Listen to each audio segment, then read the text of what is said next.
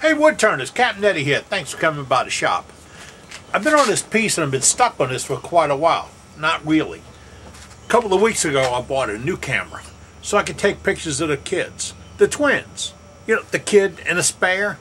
Well, camera lag drove me crazy. I bought a nice Nikon. Always wanted a digital SLR. I plugged the chip into my computer with a whole lot of video and pictures on it.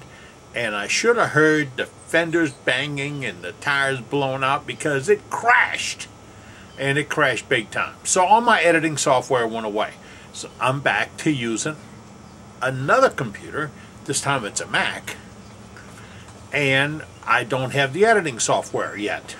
So I'm working on that. So these are going to be kind of rough until we get that done. Yeah, rough. I can't put the makeup on anything. You know, I can't fix the image. And that hot spot, yeah, that keeps showing up. Alright, I'm back on this piece. This is what we called watercolor. And we did it with some food dye, food coloring. Now, after I finished the other video, I was just hanging out in here and I thought, you know, it'd be nice. We've got the red coming through. Let's accent the red and tone it down a little bit at the same time by adding some yellow. So we dropped in some yellow. Some of the red turned orange. Some of it turned pink.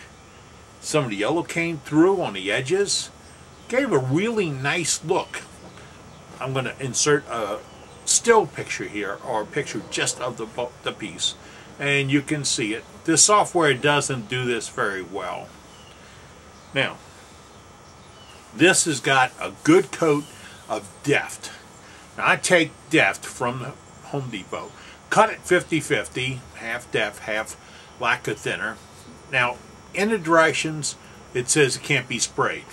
Yeah, well, it can be sprayed. It can't be sprayed in large quantities because you'll get some overspray and stuff. But in an airbrush, it works really well. And I squirted some inside, and I turned it again, and then I took my tool. I'm using a crook neck Sorby hollowing tool, and I went inside and cleaned it up again after the Deft made some fuzz stand up, because big fat meat hook fingers can't get in there and sand very well. And then I polished it a little, just a little. Now I'm ready to rechuck. To rechuck this piece, I'm going to cut this foot off the bottom right here, and then I'm going to make a tang on it, or a tenon, and I'm going to push it back on there, hold it from the bottom, shape it back up again, put a soft touch on it, tool up the bottom, and then I'll have a finished piece ready for a finial. That's what we're doing. Okay. Now, a couple of tips while I got you here. Let me get a tool out.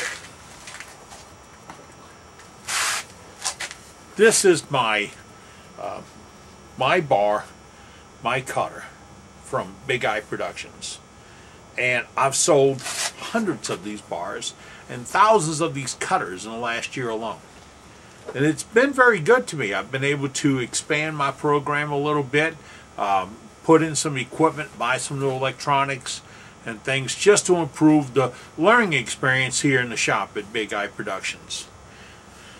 I've heard from a lot of guys about the cutters. Alright, let me just give you a secret.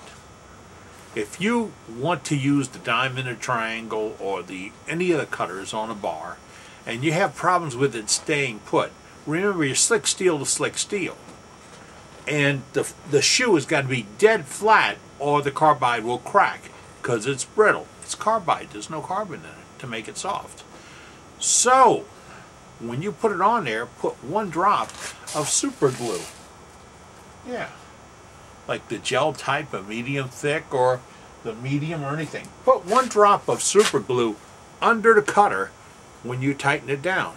Wait a minute, go to cutting. When you want to change it, here's a beautiful one. The removal tool looks like this. That's right, just heat it up with one of these. Don't go get the torch, the oxygen settling and all that stuff. Now, you don't need it right here. That'll make it hot enough to pop it free. If that won't, take it in the kitchen, stick it in the over the burner on the stove.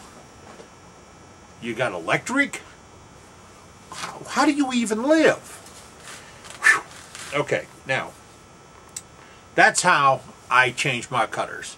And I put a very small recess, and I don't make mine bind out in the back by touching steel to steel to keep it from moving, because I really do believe that'll dull it or crack the cutter if it rides up a little bit.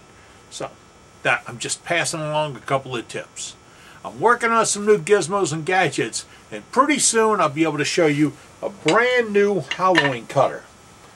And it's not brand new, but it's new for me. And it involves a router bit, a bar, and a little bit of your time.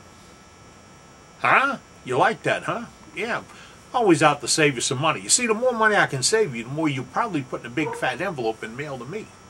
And I will, of course, take singles in cash, unlike other people. Right, I think that's it. I'm going to get back over here and go back to making shavings. And with this art program, I can't even put up the graphic. And man, might as well go back to turning wood.